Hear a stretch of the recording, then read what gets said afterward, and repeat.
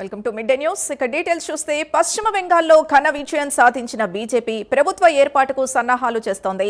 ఇప్పటికే బెంగాల్లో ప్రభుత్వం ఏర్పాటు తేదీ ఖరారు చేసిన కాషాయ దళం మే 9న బెంగాల్ సీఎం ప్రమాణ స్వీకారం చేయనున్నట్లు తెలుస్తోంది.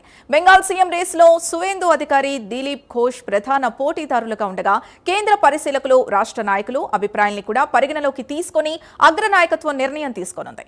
మరోవైపు కొత్తగా ఎన్నికైన ఎమ్మెల్యేలతో సువేందు అధికారి ఇవాళ ఢిల్లీలో పర్యటించనున్నారు. ఇక ఇవాళ సాయంత్రం మమతా బెనర్జీ మీడియా సమావేశం నిర్వహించనున్నట్లు తెలుస్తోంది.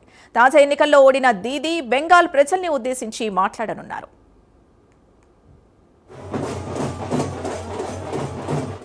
ఇదే అంశానికి సంబంధించి పూర్తి డీటెయిల్స్ మా నేషనల్ బ్యూరో చీఫ్ కళ అందిస్తారు. కళ,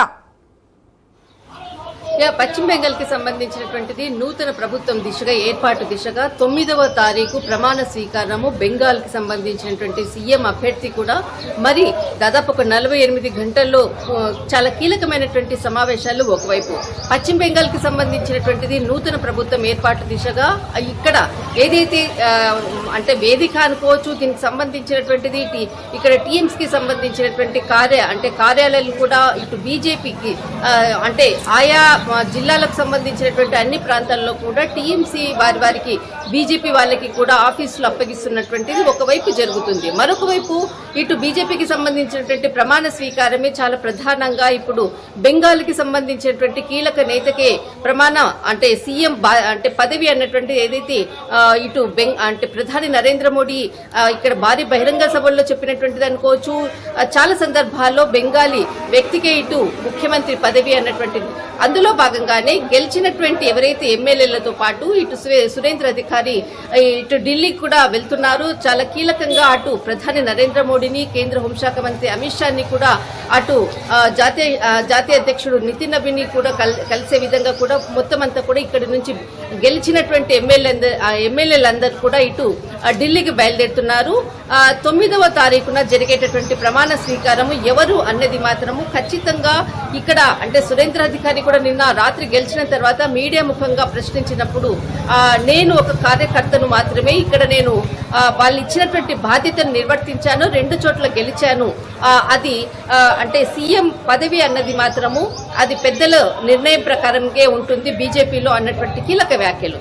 కానీ ఇక్కడ సురేంద్ర అధికారికి ప్రముఖంగా వినపడుతుంది పేరు. తర్వాత దీపక్ ఘోష్, తర్వాత మనకు మరికొంతమంది సీనియర్ సంబంధించినటువంటి మహిళా నేతలు కూడా ఇందులో పేర్లు కూడా వినపడుతుంది. మనకు రూపా గంగూలీ, తర్వాత మనకు అగ్నిమిత్ర పాల్, తర్వాత స్వపన్ దాస్ గుప్తా, వీరి పేరు కూడా ప్రముఖంగా వినపడుతుంది. వీరు దాదాపు 5 మందిలో ఒకరు ఖచ్చితంగా మరొకసారి బెంగాల్ ప్రభుత్వం నూతన ప్రభుత్వం ఏర్పడుతుంది. దీనికి కీలకంగా 5గురి పేరులో ఒకరి పేరు నిర్ణయించేటటువంటి అవకాశం ఉంది అంటూ కూడా రాజకీయ అంటే అటు ప్రధాని నరేంద్ర మోడీ, తర్వాత కేంద్ర హోంశాఖ మంత్రి, అటు బీజేపీ జాతీయ అధ్యక్షునితో వాళ్ళ ముగ్గురు కూడా కీలక సమావేశము. రాష్ట్రానికి సంబంధించినటువంటి కీలక నేతలతో కూడా సమావేశం జరిపిన తర్వాతనే ఒక నిర్ణయం పేరు ప్రకటించేటటువంటి అవకాశం ఉంది.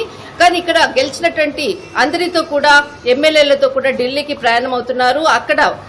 అక్కడ సమావేశం అయ్యాక తిరిగి దాదాపు ఇక్కడికి ఏర్పాట్లు అనుకోవచ్చు. 9వ తేదీ ముఖ్యంగా 9వ తేదీ రవీంద్రనాథ్ ఠాగూర్ ఇక్కడ జయంతి. ముఖ్యంగా అటు బెంగాలీ క్యాలెండర్ ప్రకారంగా 25 బర్సత్ అన్నటువంటిది ఏదైతే ప్రత్యేకమైనటువంటి నెల, ఈ మే 9వ తేదీన రవీంద్రనాథ్ ఠాగూర్ తర్వాత ప్రభుత్వం బీజేపీ ప్రభుత్వం ఏర్పాటు కూడా వందే మాతరానికి సంబంధించినటువంటి సాంగ్ అనుకోవచ్చు, జనగణమన, తర్వాత సంస్కృతి సాంప్రదాయాలకు అనుగుణంగా ఇక్కడ బీజేపీ ముందుకు వెళ్ళినటువంటిది. అందులో భాగంగానే బెంగాలీ ప్రజలకు చాలా దగ్గరగా ఉన్నటువంటి అనుబంధం ఉండేటటువంటి వ్యక్తి, తర్వాత ఇక్కడ సంస్కృతి సాంప్రదాయాలకు పెద్దపీట వేసినటువంటి రవీంద్రనాథ్ ఠాగూర్ జయంతి రోజే బీజేపీ ప్రభుత్వం ఏర్పాటు చేసే దిశగా కూడా అడుగులు వేసింది.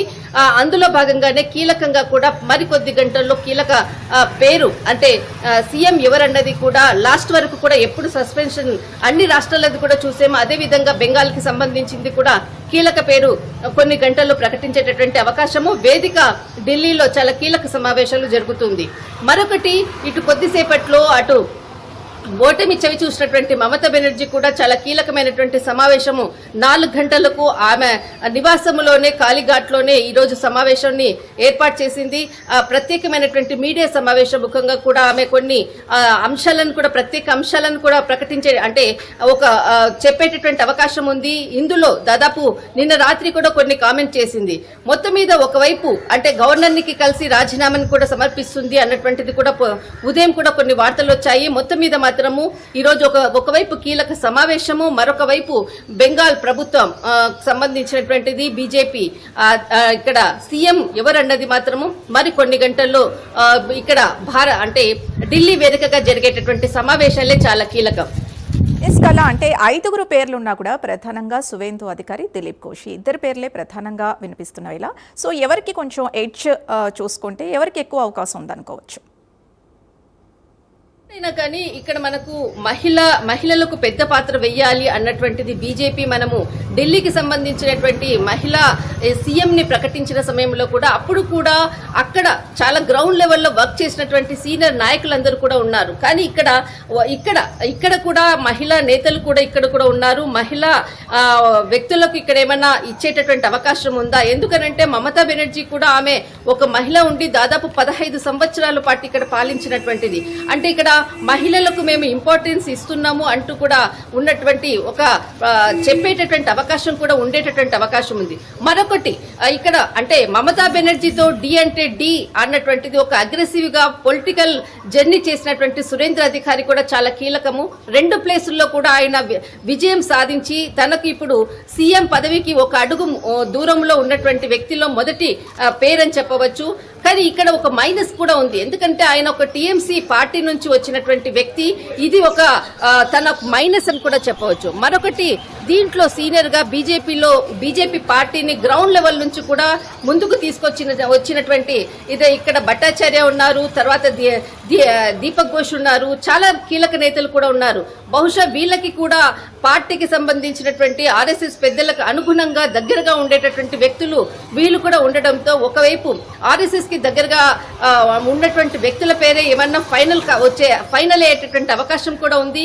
మహిళలు తర్వాత రెండవ అంశము ఇక్కడ మనకు ఆర్ఎస్ఎస్ పెద్దల అండదండలు, ఇక్కడ వాళ్ళ యొక్క బ్లెస్సింగ్స్ ఉన్నటువంటి వ్యక్తులకు కూడా ఇంపార్టెన్స్ ఉంటుంది. 3 ఇక్కడ సురేంద్ర అధికారి అంటే మమతా బెనర్జీని దాదాపుగా డి అంటే డి ఆమెని ఓడిపోయే విధంగా కూడా ఒక చక్ర వ్యూహంలో ఆమెను బంధించి తర్వాత ఒక విజయానికి అంటే బాటలు వేసినటువంటి వ్యక్తి సురేంద్ర అధికారి.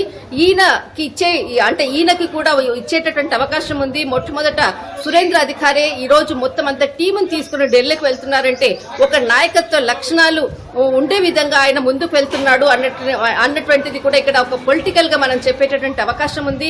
ఎంటైర్ మాత్రము చాలా బీజేపీకి దగ్గరగా ఉండేటటువంటి వ్యక్తులు దాదాపు అందరి బ్లెస్సింగ్స్ తోటే ఒక కీలకమైనటువంటి పేరు మాత్రం వెలువడేటటువంటి అవకాశం ఉంది. అది మహిళలా లేకపోతే ఇటు సురేంద్ర అధికారి అనుకోవచ్చు, తర్వాత భట్టాచార్య అనుకోవచ్చు, దీపక్ ఘోష్ అనుకోవచ్చు, చాలా మటుకు మాత్రము ఇందులో గ్రౌండ్ లో వర్క్ చేసినటువంటి నేతకే ఈ సీఎం పదవి అన్నది చాలా కీలకం. రైట్, థ్యాంక్ యూ కళ.